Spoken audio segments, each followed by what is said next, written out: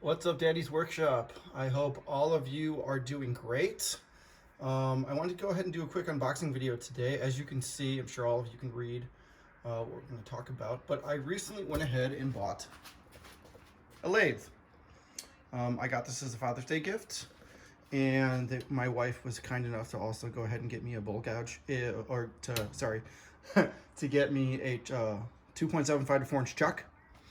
I also have a couple of Harbor Freight woodworking tools, which are as terrible as they sound, but I'm starting to get a little bit better. I picked myself up a Robert Sorby high-speed steel 1 1/4 inch roughing gouge, and this thing is awesome. But what I've learned by owning it is that I need a way to sharpen this and all of these. So I'm gonna need to get some kind of system. And for now, I've actually been doing everything by hand. It's been okay, but if you look here at this gouge, for example, there are definitely some places in here that I've missed. And notice that that little black is still sitting in there in the center. What that tells me is that Sorby uses some kind of a rounding off gouge. Not necessarily sandpaper, because with sandpaper you would get this whole thing. I'm gonna guess he uses some kind of a wheel-shaped gouge to go ahead and turn this. The funny thing is that he sells this great sandpaper-like system. I think it's like 2 or 3 inches wide and this big, or 4 inches wide in this big belt, which is amazing to me why he doesn't use that system to do the first cut and the first sanding on these guys. He clearly uses some kind of a rolling gouge. That's why the tip here, there's no black, and the tip here, there's no black. There's just black in the center. So that's really awesome. So when I saw that, I realized, okay, I need to go ahead and get myself some kind of a bench grinder. Rikon makes phenomenal bench grinders, and the big benefit of this is that it is a slow speed, or low speed, I'm sorry. So your average bench grinder is up into 3,000s, 3,200, 3,500 RPM. This guy's down at 875 or 1750. The good thing for this is that it's slow enough so that when you put the metal on the system that's already built in, it's not going to overheat and get too hot. And you'll actually notice that when that occurs, you get this blackening effect here. And the only reason I have any kind of a blackening effect here is because I've been using a Sharpie to do all of my grinding. So let's go ahead and let's take a look at this guy and let's do a quick unboxing. And good. All right, so as you can see, I already took a razor blade and opened up the box.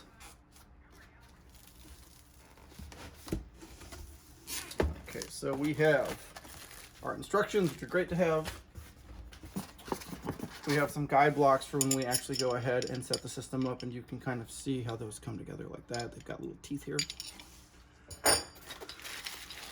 We've got more of our guide block system set up right here and here as well. This is really important. This is the diamond plated turning tool. You basically put this on the wheels that this system comes with, and it makes them straight and true as long as you hold this item straight and true. And these are a very, very important thing to have. We've got the plastic cover shield so that you don't get sparks of metal in your eyes.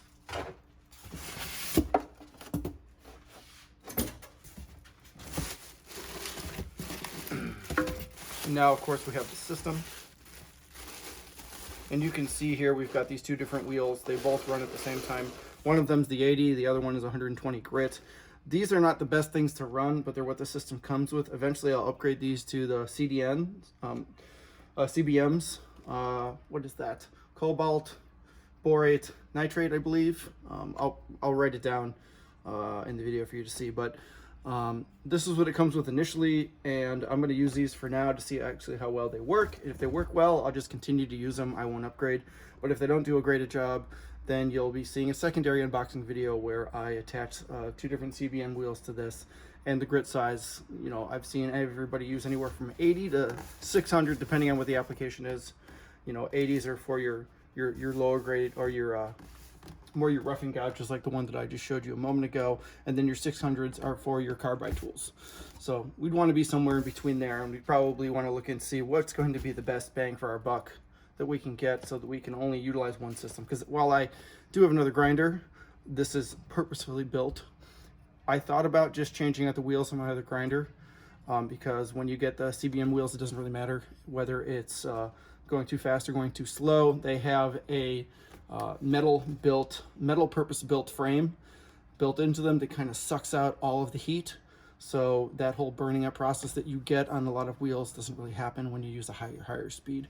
That's not to say that this won't do that, because it will, but it's beneficial in knowing that this is a good place to start and that you can make your modifications from there. So we're gonna lift it out.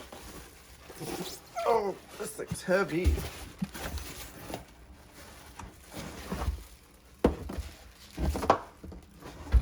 Nicely packaged.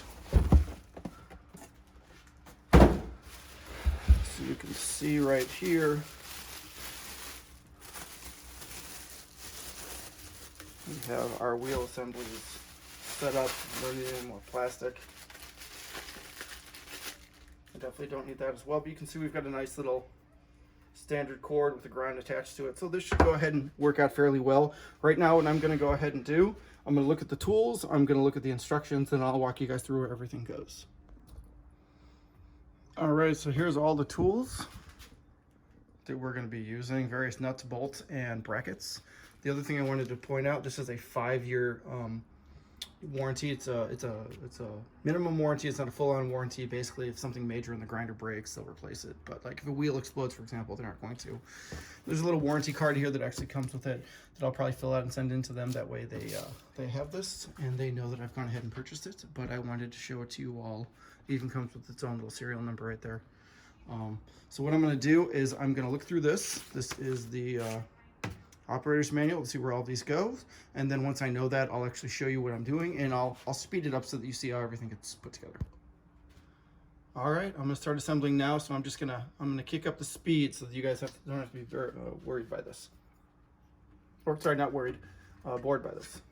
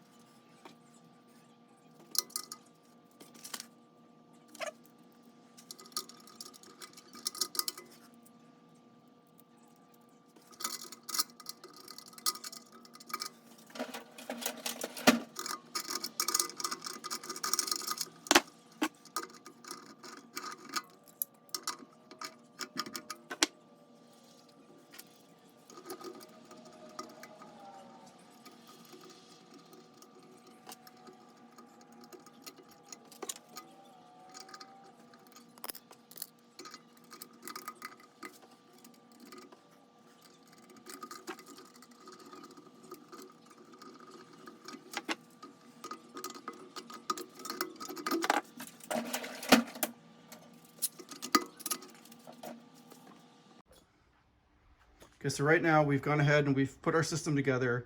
We've got our guide on, here. We've got our guard on here on both sides. So we'll go ahead and adjust those as we're using the system to sharpen, and we'll also go ahead and use this guide for making it so that this is nice and flat and true. But in the meantime, I went ahead and grabbed this 3/4 inch piece of oak plywood scrap I had, and you can see down in here, I popped one in. So what I used to do that was I had some various washers that I put together, and I had one of these 90-degree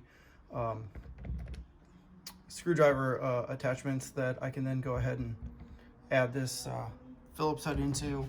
So then I'm going to take one of my 2-inch screws. I'll take one of these washers and one of these washers, put them together and sit them in there. And I'm actually going to test to see how well this works. I'll probably go ahead and eventually do bolts and countersinks so that I can put the bolts below this system so that I can put it in there. But this is just for today, so that I can go ahead and try it out and put it together. Okay, so now I'm going to go ahead and take my assembly here, pop it into here nice and straight, or as straight as I can. I'm then going to take my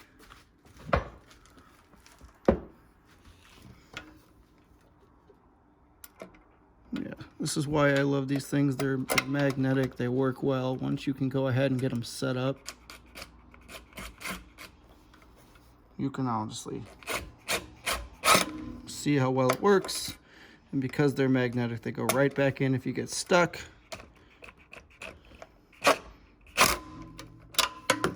And now this guy's in here, he's not going anywhere, not at all. This side I'm going to tighten up real quick so that you can see how I do that, because it's just a little bit loose.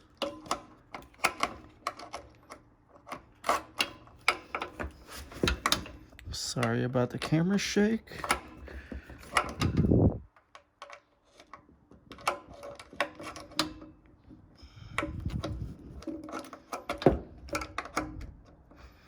There's that.